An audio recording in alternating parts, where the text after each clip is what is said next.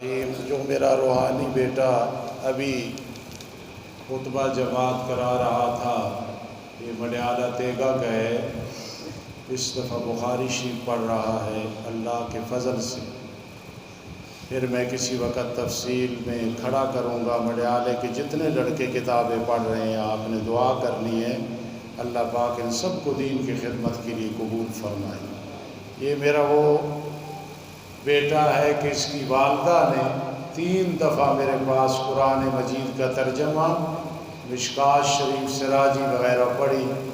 آج یہ اس قابل ہے کہ الحمدللہ یہ منبر پہ کھڑے ہو کے خطبہ دے سکتا ہے، بیان کر سکتا ہے۔ اللہ پاک اس سے دین کا کام ہے۔ ایک آدمی کسی سے 2 تولے سونا لیتا ہے کہ سال کے بعد تجھے 2 تولے دوں گا، یہ سودا صحیح ہے یا کہ نہیں؟ غلط ہے۔ قیمت چکا لے کہ 2 تولہ سونا، اس کی اتنی آج قیمت ہے، مجھے دینی ہے، کل دے، سال کے بعد دے۔ کیونکہ اگر 2 تولہ سونا کہے گا تو اس وقت جو بعد میں دے گا سال کے بعد، اس کی پتہ نہیں کتنی قیمت ہوگی، یہ سود بن جائے گا۔ یہی چیز میں تقریر میں سمجھا رہا تھا کہ جنس بھی ایک ہو، قدر بھی ایک ہو۔ گندم ہے گندم، جو ہے جو، آٹا ہے آٹا، تو وہ نقد ہوگا۔ اگر ادھار ہے تو پھر اس میں قیمت چکا لینی ہے، وہ چیز نہیں، تاکہ سود نہ آئے، سود کا شائبہ تک نہ آئے۔ دوسرا مسئلہ یہ ہے کہ ایک آدمی بیوی کو طلاق دیتا ہے اس غرض سے کہ میں اس کی بہن سے نکاح کروں گا۔ طلاق دے کے اس عورت کی بہن کے ساتھ 1 ماہ میں نکاح کر لیتا ہے، تو یہ نکاح صحیح ہے یا کہ نہیں؟ بالکل گناہ ہے، بلکہ زنا ہے، کیونکہ عدت ہی نہیں گزری۔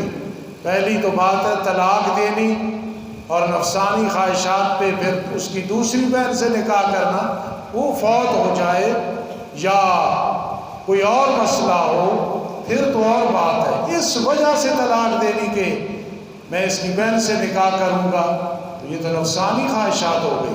پھر عدت بھی نہیں گزری اور مہینے کے اندر، تو یہ نکاح نہیں، یہ زنا ہے۔ اللہ پاک ہدایت نصیب فرمائے۔ جس آدمی کا یہ نظریہ ہو کہ حضور علیہ السلام کی ایک بیٹی تھی حضرت فاطمہ رضی اللہ تعالی عنہا، اس کے پیچھے نماز پڑھنی صحیح ہے یا کہ نہیں؟ بالکل غلط ہے۔ چاہے وہ اپنے آپ کو اہل سنت والجماعت کہلائے، دیوبندی کہلائے، بریلوی، اس لیے کہ قرآن مجید میں بناتِ کا 4 بیٹیوں کا ذکر ہے۔ پھر شیعہ کی کتابوں میں، سنیوں کی کتابوں میں، تفسیروں کے اندر موجود ہے۔ وہ ایک مانتا ہے تو قرآن کا انکار کر رہا ہے، اس کے پیچھے نماز نہیں پڑھنی۔ سرخ کپڑے مرد کے لیے پہننا جائز ہے یا کہ نہیں؟ ایک ہے جائز، وہ اگر اور کوئی کپڑا نہ ہو تو پہن لے، حرام نہیں ہے۔ لیکن اس لیے ہم ناجائز کہتے ہیں کہ جو لباس عورتوں کے ساتھ تشبیہ ہو، کوئی لباس عورتوں کے ساتھ تشبیہ ہو تو وہ لباس نہیں پہننا چاہیے۔ اس لیے سخت مجبوری، اور کوئی کپڑا ہے نہیں، مرد سرخ پہنتا ہے ٹھیک، لیکن چونکہ عورتوں کے ساتھ تشبیہ آتی ہے اس لیے منع کرتے ہیں فقہاء علماء۔ شلوار ٹخنوں کے نیچے ہو، نماز ہو جاتی ہے یا کہ نہیں؟ بات یہ ہے شلوار ٹخنوں سے نیچے ویسے بھی نہیں ہونی چاہیے۔ اگر کوئی تکبر کے لیے رکھتا ہے تو وہ متکبر ہے، اللہ اس کی طرف نظر رحمت نہیں کرتے۔ اور نماز میں جب امام کی یا مقتدی کی یا خطیب کی شلوار ٹخنوں کے نیچے ہو، اتنا اس ثواب میں کمی آتی ہے کہ کہہ سکتے ہو گویا نماز ہوئی ہی نہیں ہے۔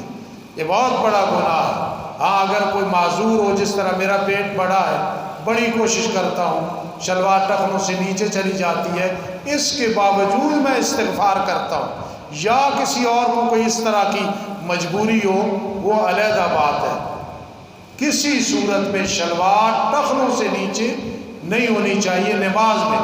اور باہر بھی اگر تکبر کی وجہ سے کرتا ہے تو وہ متکبر ہے، اللہ نظر رحمت بھی نہیں کرتا۔ اللہ پاک سب کو توفیق نصیب فرمائے۔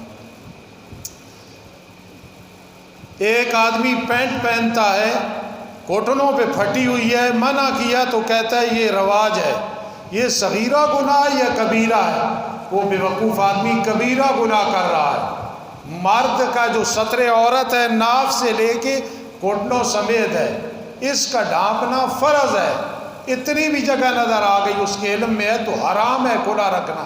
اور یہ آج کا جو رواج کہ پینٹ پہنی ہوئی اور وہ پھٹی ہوئی گھٹنوں سے یا کہیں سے، یہ رواج ہے، اس رواج پہ ہم لعنت بھیجتے ہیں۔ اس نے وَمَن يُشَاقِقِ الرَّسُولَ مِن بَعْدِ مَا تَبَيَّنَ لَهُ الْهُدَىٰ۔ کوئی نوجوان ہے، بریلوی دیوبندی اہل حدیثوں کا، چھوٹا ہے بڑا ہے، ادھر رہتا ہے باہر رہتا ہے، یہ حرام کام ہے۔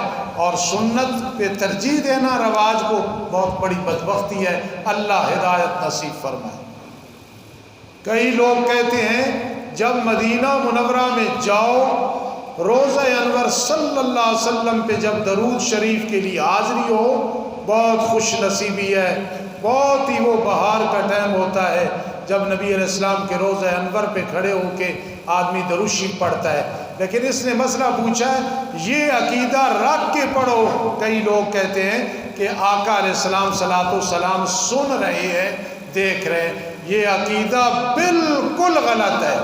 یہ عقیدہ اہل حدیث کا ہو، یہ عقیدہ بریلوی کا ہو، یہ عقیدہ دیوبندی کا ہو، یہ عقیدہ میرے شاگرد کا ہو، یہ عقیدہ میرے استاذ کا ہو، یہ عقیدہ آپ کا ہو، یہ عقیدہ کسی کا بھی ہو، سننے والی بات نہ عام مردے سنتے ہیں، نہ انبیاء کرام علیہ السلام سنتے ہیں۔ ہم نے پڑھنا ہے، اللہ رب العزت نے ثواب پہنچانا ہے، ہماری نجات ہو جائے گی، اس میں ہرگز یہ نہیں۔ اور اگر کوئی کہے کہ استاد جی فلاں حدیث میں آتا ہے تو مجھے بھی 39 سال ہو گئے ہیں دین پڑھاتے ہوئے، وہ حدیث صحیح نہیں ہے۔ اس میں محمد بن مروان سدی صغیر جو راوی ہے وہ صحیح نہیں ہے۔ اور ایک اور روایت جس میں کہتے ہیں یہ صحیح ہے، اس میں عبد الرحمن بن اعرج راوی صحیح نہیں ہے۔ درود شریف پڑھنا ہے، ہم پڑھتے ہیں، وہ نماز والا درود شریف ہے، الصلاۃ والسلام علیک یا رسول اللہ، یہ غلط بیانی ہے، کوئی نہیں لکھا ہوا روزہ انور پہ، وہ الصلاۃ علی النبی لکھا ہوا ہے، بار بار پڑھو۔ بہرحال مسئلہ میں نے سمجھایا، فتویٰ نہیں لگایا۔ یہ وہ سٹیج ہے جب سے یہ مدرسہ بنا ہے اور قیامت تک آخری خطیب جو بھی آئے گا، دعا کرو اللہ قرآن بیان کرنے کی توفیق نصیب فرمائے، حدیث بیان کرنے کی توفیق نصیب فرمائے۔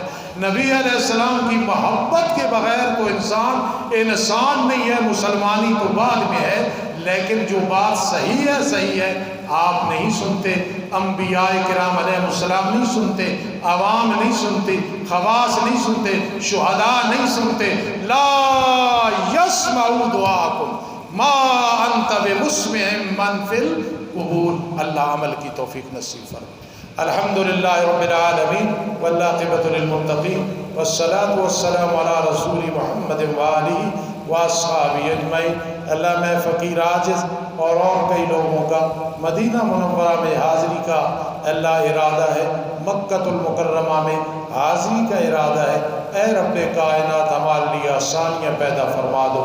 کئی میرے دوست بزرگ بچے مائیں بہنیں بیٹھی ہیں جنہیں تڑپ ہے، اسباب نہیں، اللہ غیب سے اسباب پیدا فرما دے، ہر ایک کو جلدی مکۃ المکرمہ مدینہ منورہ میں پہنچا دے۔ اے اللہ کسی کو موت نہ دینا اس کے بغیر، سب کو وہاں کسی نہ کسی حال میں صورت میں پہنچا دے۔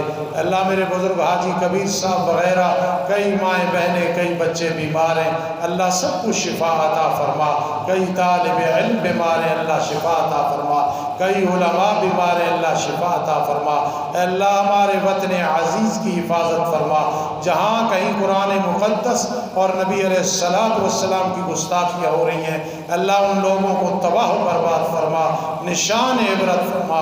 اللہ ہمارے ملک پاکستان میں ایسے چہرے عطا کر جو ہمارے نظریہ ہے پاکستان کا مطلب کیا، لا الہ الا اللہ محمد رسول اللہ کے ساتھ مخلص ہوں۔ اے اللہ موسمی حالات درست فرما دے، مہنگائی کا طوفان ہے، یقیناً تیری ناراضگی ہے۔ اے اللہ رزق حلال کی فراوانی ہر آدمی کو عطا فرما۔ اللہ ہماری جتنی پریشانیاں حل فرما، جتنے گناہ ہیں سب کی نفرت ہمارے دلوں میں آ جائے، جتنے گناہ ہیں سب کی نفرت ہمارے دلوں میں آ جائے۔ جتنی نیکی ہیں ان کی محبت ہمارے دلوں میں آ جائے۔ اللہ تو ہی جانتا ہے سب سے پہلے ہم میں سے تیرے پاس کون آنے والا ہے۔ اللہ موت کے وقت سختی نہ کرنا، قبر میں سختی نہ کرنا، پل صراط پہ سختی نہ کرنا، عذاب قبر سے محفوظ فرمانا، عذاب قبر سے محفوظ فرمانا۔ اس دنیا میں جتنے ظالم ہیں، جتنے بے ادب ہیں، اللہ سب کو ہدایت دے دے۔ جو نوجوان بچے باہر ممالک میں بیٹھے ہیں، اللہ ان کی پریشانیاں دور فرما دے، اللہ ان کے لیے آسانیاں پیدا فرما دے، اللہ ان کے والدین اور ان کے درمیان محبت و پیار اتحاد کی ہوائیں چلا دے۔ اللہم اغفر لنا وتب علینا انک انت التواب الرحیم، اللہم اغفر لنا وتب علینا انک انت التواب الرحیم برحمتک یا ارحم الراحمین۔